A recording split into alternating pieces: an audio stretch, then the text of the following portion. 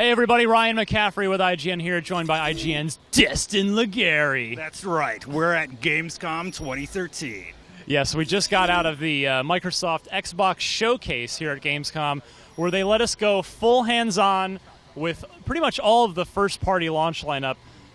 Destin, I mean, the announcements we covered on IGN, go read them if you haven't seen them, but we played all the games. Give me some of the highlights. What did you think of some of these games? Well, right away I sat down and played Killer Instinct because that's my main one. It's looking great. I really like how the character balance is coming along. Talked with Ken Law about some pricing that we should have on IGN.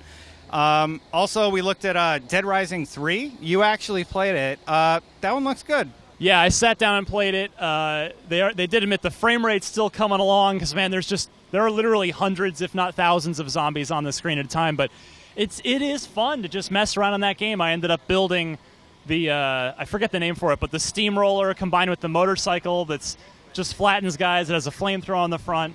That was good times. Made what was essentially a lightsaber. They just don't want to get sued by LucasArts for calling it that. But yeah, laser sword is what they call it in Dead Rising. Correct, the laser sword. So I had a good time with that. I feel like Forza 5 was looking the most polished. Would you agree? Yeah, it looks absolutely astonishing. Like, the cars look phenomenal, but racing games always look good. They always look amazing. And Forza 5 is not disappointing. The two other ones that have really, I thought were standouts today. Kinect Sports Rivals #1. I know you're like, what, Kinect Sports? But it was our first chance to see and play a real game with Kinect 2. And you actually have a shirt printed of the likeness. Yes. Where people can see it here. I got it right here. my champion. Now these are not your avatars. This is. Yeah, that's me. That's my champion. Now, it's not your avatar, to be clear. Your avatars are coming over from Xbox 360. That's your champion, which is a custom Kinect Sports thing. It does a full body scan on you.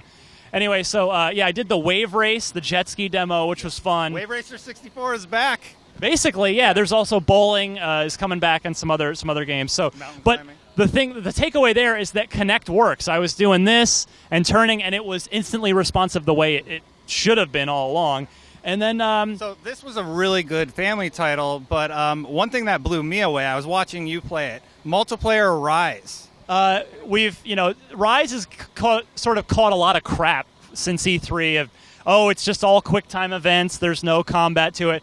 Well, there is. I got to play it yesterday, if you read the story on IGN, called Don't Worry About Rise.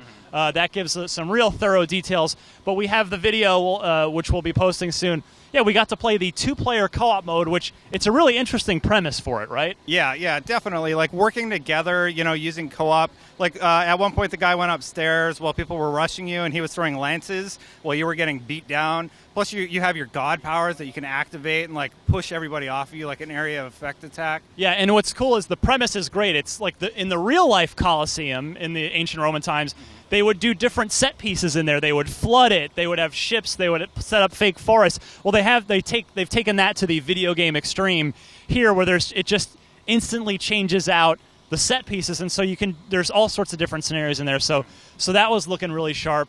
And then Call of Duty Ghosts was upstairs. We covered that. FIFA 14 was here. And then we saw the behind closed doors presentation for Fable Legends, which I thought was looking real sharp. Unfortunately, I wasn't as positive. After seeing stuff like EverQuest Next and some of these other MMOs like Elder Scrolls Online, it's just going to be hard for Fable to compete with that. I mean, it looks okay for its demographic.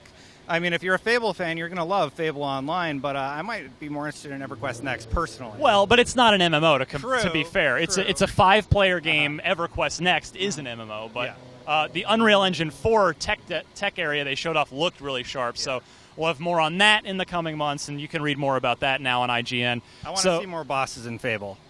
Yes, yeah, for sure. So that was all of it. I mean, there was a ton of launch stuff there. We're going to be playing more this week at Gamescom, so stay tuned to IGN for all things Xbox One. Thanks, Destin. Of course.